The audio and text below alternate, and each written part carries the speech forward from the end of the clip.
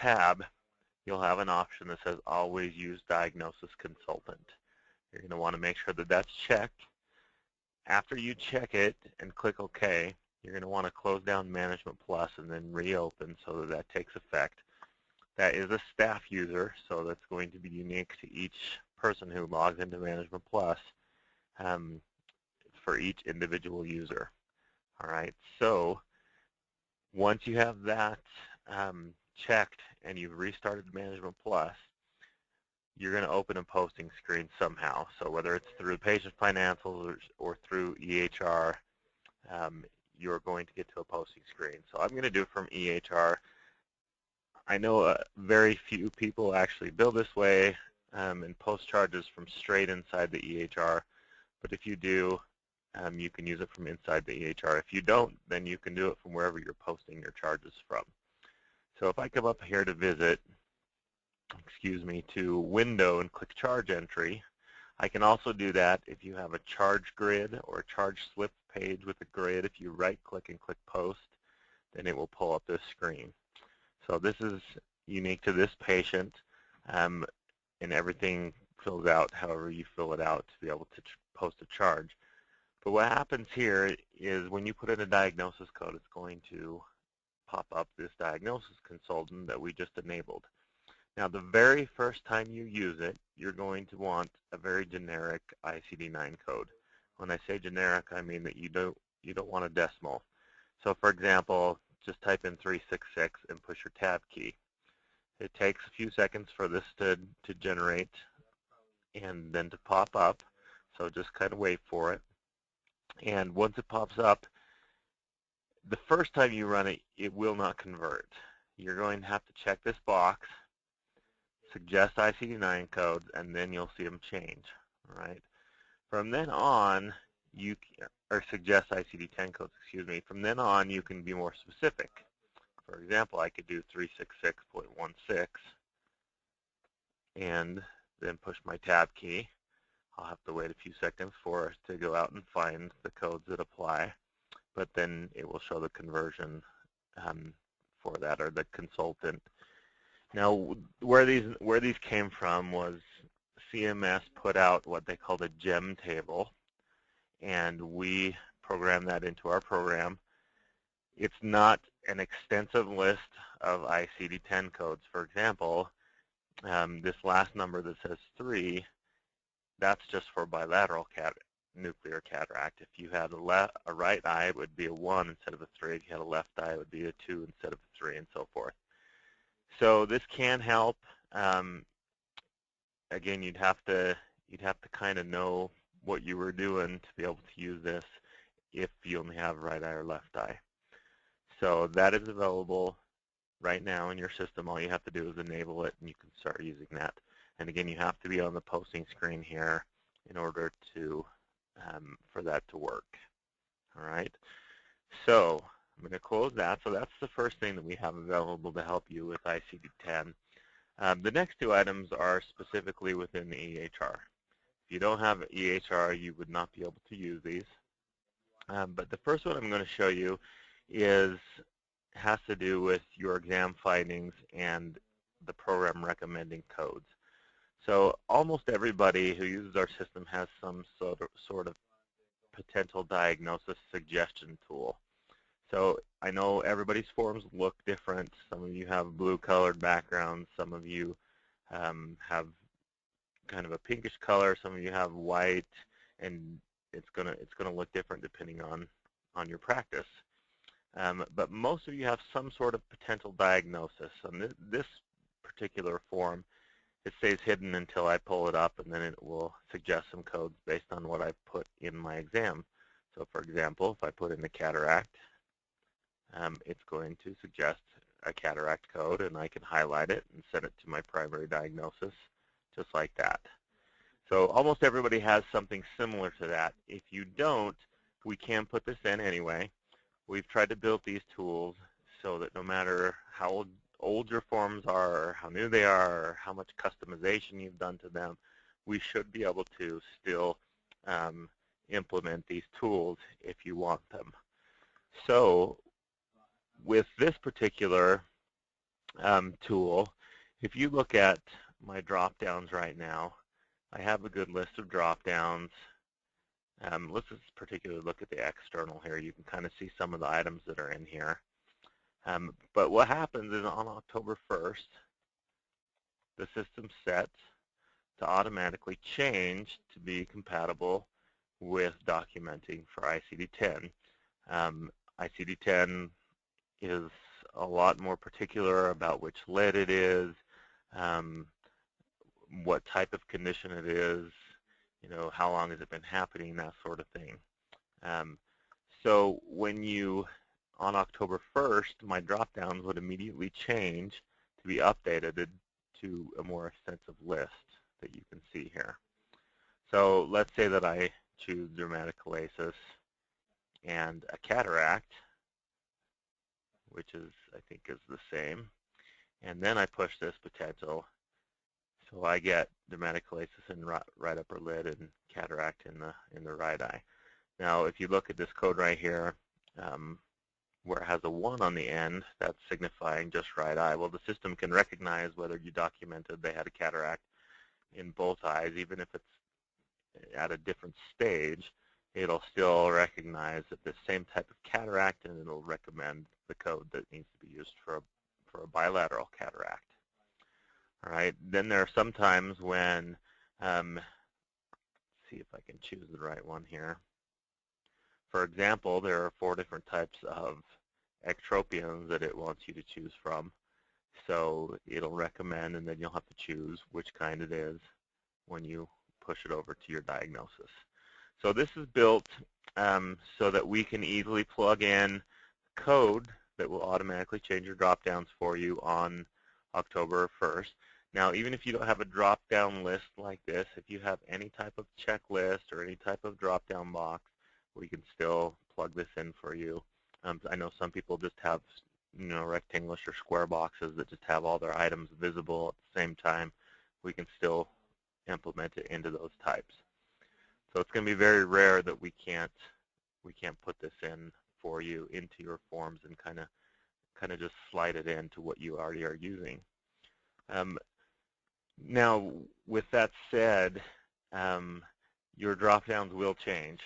So whatever you had in there before will immediately change to these items on October 1st. So if you've done some extensive customizations to your drop-down list, they will change on October 1st.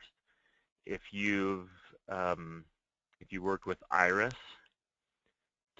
because when you work with the IRIS registry for QRS, they usually have you add certain drop-down items to certain areas like the macula that they can recognize for their system to generate numbers. If you end up getting this tool and you have linked to IRIS, you need to let us know before we implement it so that we can make sure we keep those options. Now, anything that you add or that is different than the ones that we have pre-configured, they will not be linked to a code. So we would have to link those after the fact, and we will charge extra customization for that. So let me kind of just give you some background on how we did all this. The main thing we used was a book that AAO published called ICD-10 CM for ophthalmology. They did some extensive, I guess you could say, conversion where they took some ICD-9 codes and they published this book that shows which ICD-10 codes match. Sometimes you'll get a 1-for-1 where there's one ICD-9 code and an ICD-10 code that goes right with it, even though you always have 3 ICD-10 codes if you're specifying an I. But some of them, one code, an ICD-9 for ICD-10 is now 12 codes.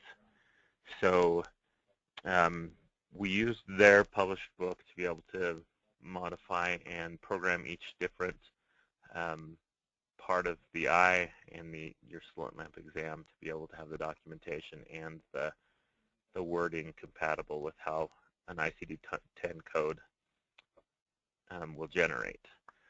So that is the second option that we have, and these ones that I'm talking about right now, the two that are in EHR, there will be a cost to. I'll get to that in just a minute. But these two, the one I just showed you, the next one I'll show you, are only for EHR. And again, if you don't have EHR, they would not work. So the next one I want to do is a conversion tool that we created. Again, we used the ICD-10 book put out by AAO to make these conversions and to get our information. But they had about 210 or so codes that they specified what the ICD-10 code would match to the ICD-9 code. So all those 210 codes that they had in their book, we programmed in, plus maybe 10 or 15 more that we saw that most of our practices bill that weren't in AAO's list. So if you get, it is possible to type in an ICD-9 code that we have not programmed in to convert or to register an ICD-10 code. And in that case, it just wouldn't do anything when you ran either of these tools. But the next thing I want to show you is a converter tool. So for those who want to just remember their ICD-9 codes and put it in and have it converted to an ICD-10, this would be the option. So I'm just going to throw a few codes in here so that I can show you what it does.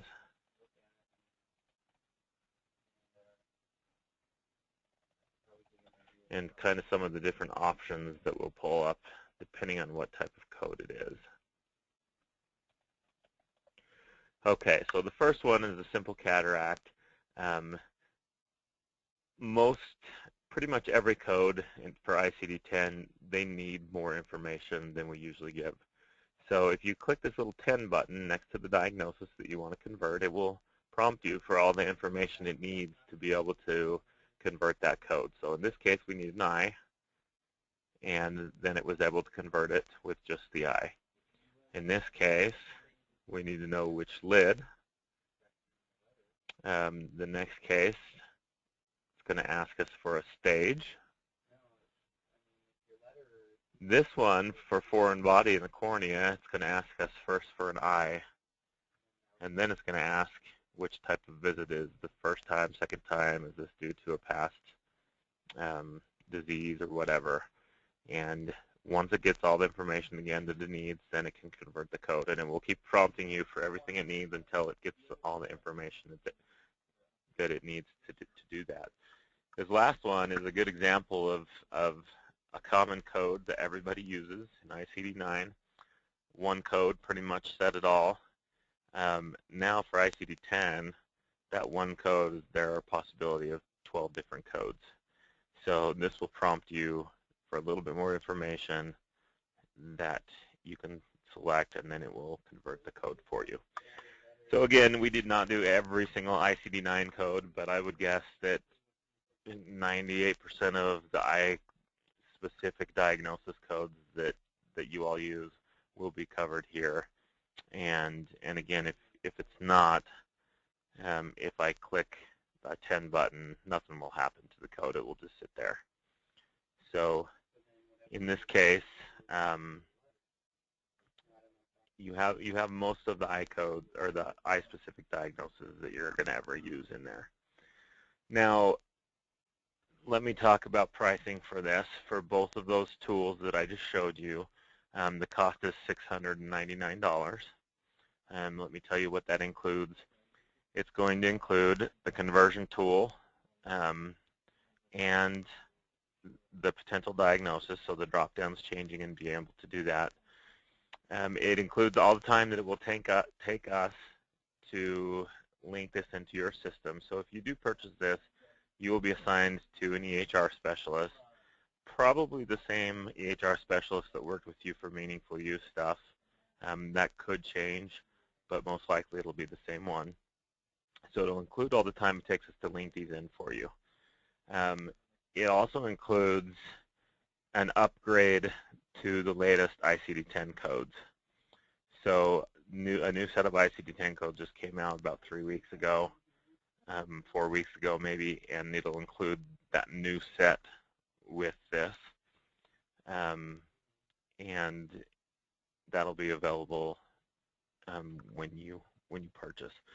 So if you would like to purchase this, again, it's $699. You can contact our support. So it'd be via email is probably the best way. You can call, but if you do it via email, you'll send it to support@managementplus.com.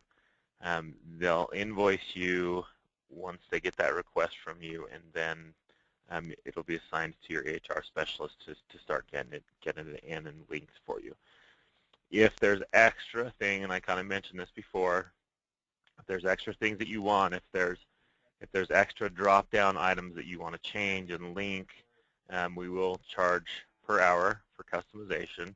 It's $200 per hour, and I can kind of give you an idea of how long it took to do this entire project. It was about 60 hours of pure customization, so that would be about $12,000 if we were to just start from scratch. So you have a few options available. If you've done so much extensive customization on your own, maybe you have Form Designer tool and you guys use it, for that same price, we can just give you a form with all the information that you need and all the coding and everything that you can just plug in yourself and tweak the code if you want to. It's still going to be the same price, but we'll generate it in a way that you can use it and implement it into your system if you want to do it yourself. We will, if you decide, well, I only want the conversion tool and not the potential diagnosis tool, or vice versa, it's still going to be the same price. You would just tell us beforehand that you want one and not the other. All right, so those are the options that we have available. We put a lot of time and research into this, and we hope that it will ease your mind a little bit and make you believe that it's going to be a little bit easier than you thought to do this once October 1st rolls around the bend. So again, if this is something you want, you can contact our support@managementplus.com or via our 1-800 number and get that going. Let me just see if there are any questions.